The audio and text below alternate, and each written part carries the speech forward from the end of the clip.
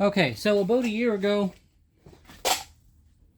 I did a video on how you can get these Briggs Classic carburetors going. See, what I explained in that video is just to put about a teaspoon of gas down the throat, take the plug out, pull it over, put it back together. I usually take this little breather tube off just to keep it from getting into the crankcase. And they go. And that'll work. If there's no other reason it won't start, try that. But in this video, I'm going to talk a little bit about this setup. Yeah, that's a metal tank. So there's a few different versions. Now this is the one that has the primer on it. This is a true primer. There are other ones that don't have that. They're a different bolt pattern. You can't interchange the carburetor. You got to do the whole tank. Usually those older ones are a cast aluminum top and a stamped aluminum body. This one is a stamped steel body, cast aluminum top. They do have rust issues. There are aftermarket plastic ones.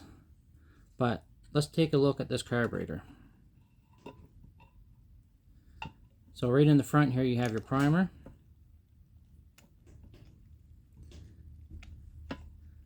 Now, half of this carburetor is here, the other half is built right into this tank. So if you look here, we have a little reservoir and there's a hole here for it to drain back into the tank. This hole here is for this. That reservoir hole is here. So this is your fuel pickup. And this is your fuel pump in here. And so it would be right here and right here. And the corresponding holes in the tank.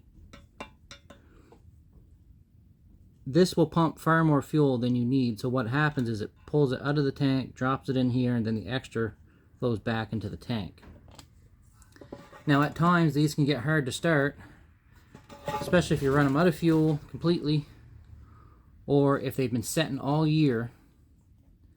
When they set all year, what happens are the little check valves in here dry out, and all the little flaps and everything, and it won't pump fuel if it's completely dry. It just doesn't make a seal. It needs a little bit of fuel there for that. So what you do when you pour fuel down here, let's see, where does this line up? What'll actually end up happening, I can't show it on the camera, I can't even see it in here, but you'll flow fuel back through your main jet, which is underneath this screen, and come in here, and you end up flooding this whole area with fuel, and then it makes a seal. So what I would do is I'll take a look at these in the spring, take a look inside the tank. If this tank is crystal clear and there's no dirt in here, I know there's no dirt in this.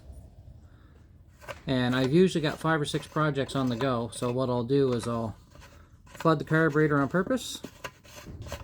I remove this just so I don't get oil in the crankcase, so I'll flood the carburetor, which floods the cylinder. I take the spark plug out, pull it over a couple times.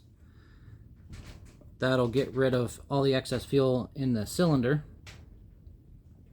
Put the plug back in, pull it and start it. And it's already primed because of all that extra fuel. And it'll smoke because it can't burn all that fuel, but it will start.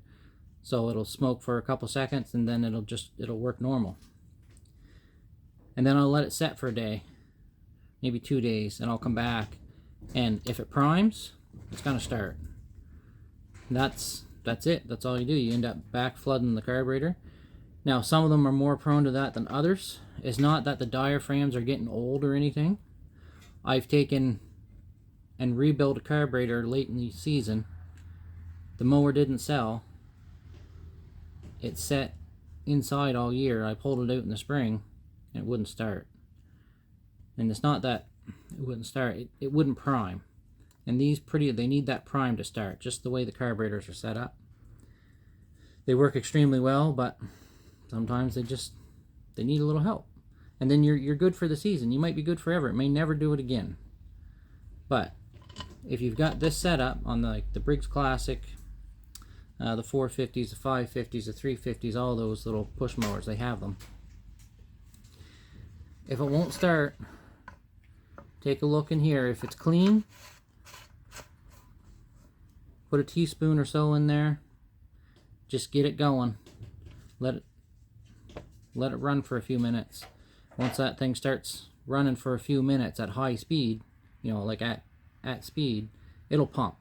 It'll pump far more than it'll pump when you're pulling it over. So that's all there is for this video, guys. I hope that clarifies this little carburetor setup, and we'll see you next time. Thanks for watching.